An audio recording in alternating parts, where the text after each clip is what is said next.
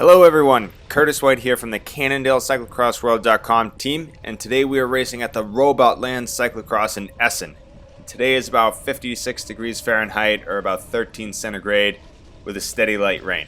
And the course for the most part is flat with the exception of a couple mounds that the course designers really get their money's worth out of. And we also see a couple different ground textures here. The first half being a little bit more heavier grass and farm field style, where around pit 2 we see a goopier, gritty type of mud that really sucks the tires in. And today I chose to ride the Challenge Limus tires at 2021 PSI, or around 1.4 bar. So catching up to this point, we had a really short start straight, up and over that little hump that caused a little bit of a pinch point for many riders who had a bad start and they had to dismount. We dropped right by the pits for the first time, and very quickly you'll notice that the race funnels down and there are a lot of turns that make passing and moving up very difficult. We also saw a lot of deep ruts starting to form through many of these turns, and some of them we were able to use throughout the race, or they got so deep that the pedals were hitting the ground or the roots or rocks were starting to be exposed. So we have these series of corners. You'll see that with the character of the course, we have the tires kind of showing the way to go.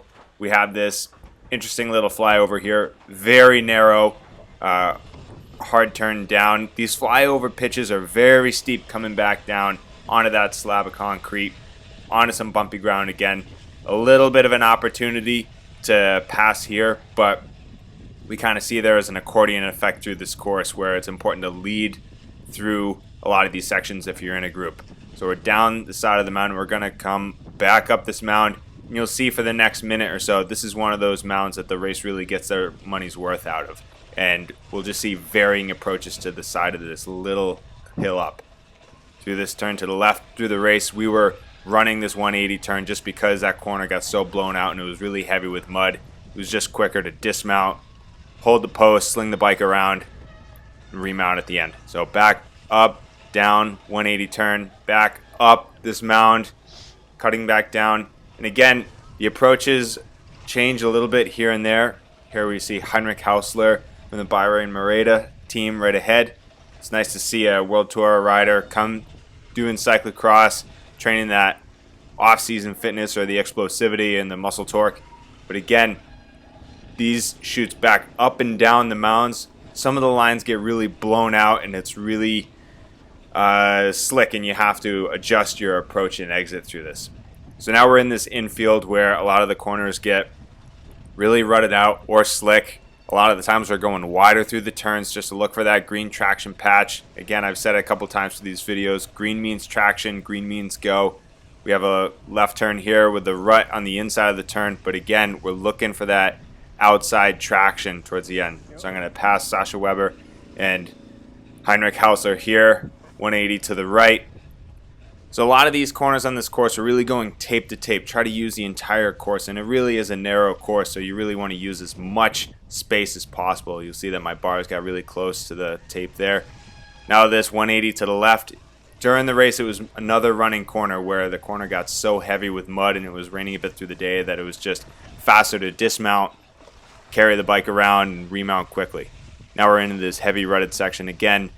With this heavy mud, it's just carrying as much momentum as you can through the section and just trying to use that heavier gear to maintain that traction. So we have a series of corners. Little bit of reprieve here. We're going to take a 180 bending left, approaching the barriers. These barriers were hoppable at a slow enough speed, but I'm a fast runner. I'm confident with my running. They were about 40 centimeters, I would say, and 4 meters apart. So within that regulation, but again, for me, it was faster to run them. So we're bending to the right. And we're going to have a little bit of moment of rest through here. And we're on these concrete slabs where there's a little bit of a go-kart track with the barricades here. But this slick concrete, you'll see a little bit of mud on the side here. I let Thibaut Nice pass just to see what he's going to be doing through the upcoming technical section. But look at his wheel and you'll see he tests just how slick it is. He locks up the brakes. Tires are very easily sliding, and that's just the texture of the ground right there. So it was an interesting test to see. But back into the mud, up through this little technical section. Again, it's single file through all of this. The racing line was dismount, run high, carry the bike, remount quickly at the top. And you only saw a couple riders really riding that section, but there was a little bit more risk to ride it, and it was more consistent running it. So we're back up another flyover. Again, very narrow, very difficult to fit 2 riders wide through here. Very steep descent back onto the ground.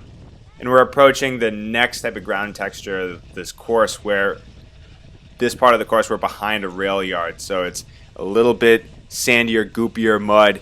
And we started to see some like bigger gravel rocks start to be exposed under the mud. So that's something that posed a potential threat to equipment. Here you see Thibaut go into the pits, and I'm going to stay in the race line just to test out this area.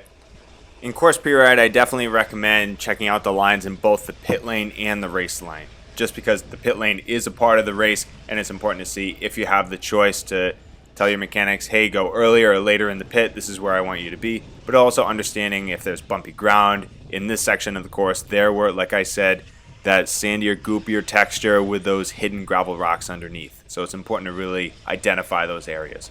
But we're back into some slick mud area, up and over a couple mounds here. This part of the course is a bit traditional. It's changed a bit from years past, but there's some slick corners here. Bending to the left, a couple nice ruts. Again, under those puddles, really try to identify if there's any trouble points. Now there are a couple lines starting to develop through this coming down the mound, and we're about 300 to 400 meters from the finish line at this point. We're going to get back onto the concrete slabs, and the sprint really starts here. It's very early because it starts to narrow down in the final 200 meters.